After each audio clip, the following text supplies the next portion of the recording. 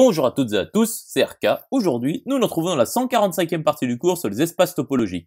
Donc aujourd'hui, nous allons nous intéresser aux ouverts et fermés sur les sections. Rentrons alors dans le vif du sujet. Donc soit EI-TI pour I appartenant à grand I, une famille d'espaces topologiques tels que pour tout I de grand I, EI est non vide.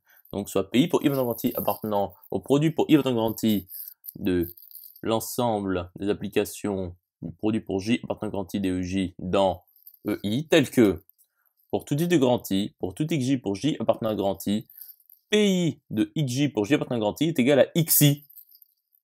Démontrons alors que pour toute partie J de I privé de grand I et de l'ensemble vide, et pour tout XJ pour J appartenant à grand J, appartenant produit pour J appartenant à grand J de EJ, pour tout O de T de PJ pour J appartenant à grand I, EJ TJ pour J appartenant à grand I privé du singleton ensemble vide, O point XJ pour J appartenant à grand J point appartient à T de PJ pour J appartenant à grand I privé de grand J des EJ TJ pour J appartenant à grand I privé de grand J. Donc soit J une partie de grand I différente de grand I et du vide quelconque. Donc soit XJ pour J appartenant à grand J appartenant au produit pour J appartenant à grand J de EJ quelconque. Donc soit O appartenant à T de PJ pour J appartenant à grand I, EJ TJ pour J appartenant à grand I non vide quelconque. Donc, voyons le cas numéro 1, lorsque O.XJ pour J appartenant à grand J point est vide. Donc ici, la conclusion est directement établie, car le vide est ouvert. Intéressons-nous alors au cas numéro 2, lorsque O.XJ pour J appartenant à grand J point est non vide. Donc soit YJ pour J appartenant à grand I privé de grand J appartenant à O.XJ pour J appartenant à grand J point quelconque.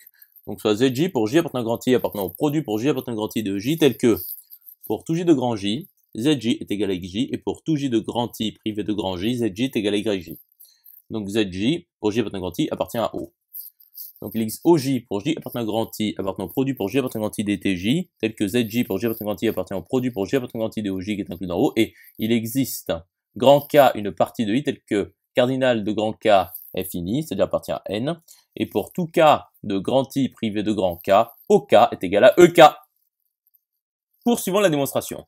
Donc, YJ pour J appartenant à grand I privé de grand J appartient au produit pour J appartenant à grand I privé de grand J de OJ qui est inclus dans O.XJ pour J appartenant à grand J, point.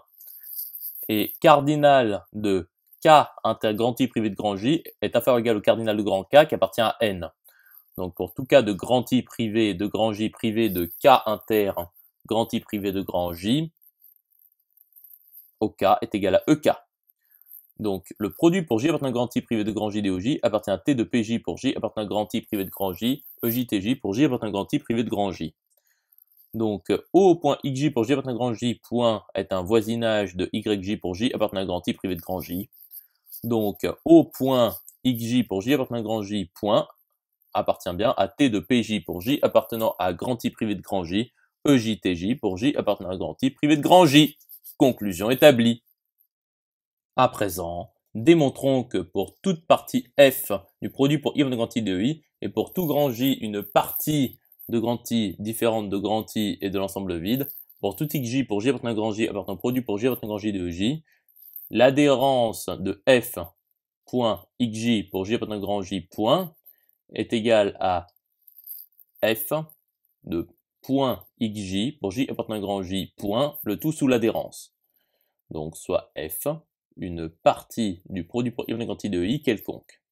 Et soit J, grand J, une partie de grand I, différente de grand I et du vide.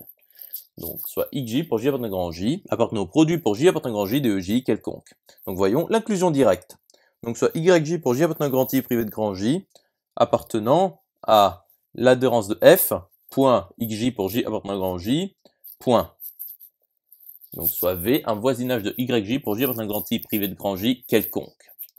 Donc il existe OJ pour J appartenant à grand I privé de grand J appartenant au produit pour J appartenant à grand I privé de grand J de TJ, tel que YJ pour J appartenant à grand I privé de grand J appartient au produit pour J appartenant à grand I privé de grand J de OJ qui est inclus dans V. Et il existe grand K inclus dans grand I privé de grand J tel que cardinal de grand K est fini. Et pour tout J appartenant à grand I privé de grand J, le tout privé de grand K, OJ est égal à EJ. Poursuivons la démonstration. Donc, soit UI pour I appartenant à grand I appartenant au produit pour I appartenant à grand I DTI, tel que pour tout I de grand I privé de grand J, UI est égal à OI, et pour tout type de grand J, UI est égal à EI. Donc le produit pour J appartenant à un grand I de J inter F est non vide. Donc le produit pour J appartenant à un grand I privé de grand J de J inter F.xj pour J appartenant à un grand J point est non vide. C'est-à-dire le produit pour J appartenant à un grand I privé de grand J de OJ inter F.xj pour J appartenant à un grand J point est non vide. Donc V inter F.xj pour J appartenant à un grand J point est non vide. Donc YJ pour J appartenant à un grand I privé de grand J appartient bien à F.xj pour J appartenant à un grand J point, le tout sous l'adhérence. Intéressons-nous alors à l'inclusion réciproque. Donc soit YJ pour J appartenant à un grand I privé de grand J appartenant à F.xj pour J appartenant à un grand J point, le tout sous l'adhérence quelconque. Donc soit ZJ pour J appartenant à un grand I appartenant au produit pour J appartenant à un grand I de EJ, tel que pour tout J de grand J, ZJ égale XJ, et pour tout J de grand I privé de grand J, ZJ est égal à YJ. Donc soit V un voisinage de ZJ pour J appartenant à un grand I quelconque. Donc il existe OJ pour J appartenant à un grand I appartenant au produit pour J appartenant à un grand I des TJ, tel que ZJ pour J appartenant à un grand I appartient au produit pour J appartenant à un grand I des OJ qui est inclus dans V, et il existe grand K inclus dans grand I, tel que cardinal de grand K est fini, et pour tout J appartenant à un grand I privé de grand K, OJ est égal à EJ. Et donc, YJ pour J appartenant à un grand I privé de grand J appartient au produit pour J appartenant à grand I privé de grand J des OJ qui appartient à T de PJ pour J appartenant à grand I privé de grand J, EJ TJ pour J appartenant à grand I privé de grand J. Continuons la démonstration. Donc, le produit pour J appartenant à un grand I privé de grand J des OJ inter F.xj pour J appartenant à un grand J point est non vide. Donc le produit pour J appartenant à un grand I des OJ, le tout inter F est non vide. Donc V inter F est non vide. Donc ZJ pour J appartenant à un grand I appartient bien à l'adhérence de F. Et donc YJ pour J appartenant à un grand I privé de grand J appartient à l'adhérence de F, point, XJ pour J appartenant à un grand J, point. Par conséquent, l'adhérence de F, point, XJ pour J appartenant à un grand J, point, est bien égale à F, point, XJ pour J appartenant à un grand J, point, le tout sous l'adhérence. Conclusion établie. Démontrons donc que pour toute partie F du produit pour I appartenant à un grand I des EI, F est fermé, est égal à son adhérence, implique que pour tout grand J appartenant à P de grand I privé de grand I et de l'ensemble vide, enfin de la paire grand I et l'ensemble vide, pour tout XJ pour J appartenant à un grand J appartenant au produit pour J appartenant à un grand J de EJ, F.xj pour J appartenant à grand J point est fermé. Donc, soit F une partie de pour I appartenant à grand I du produit pour I appartenant à grand I de EI tel que F est fermé quelconque. Donc soit grand J, une partie de grand I différente de grand I et non vide quelconque. Donc soit XJ pour J appartenant à grand J appartenant au produit pour J appartenant à grand J de EJ quelconque.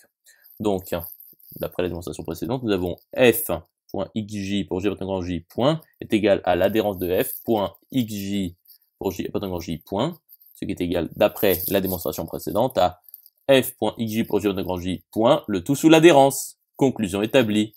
J'espère que cette vidéo vous aura plu et vous sera utile. Nous nous retrouvons dans la 146e partie.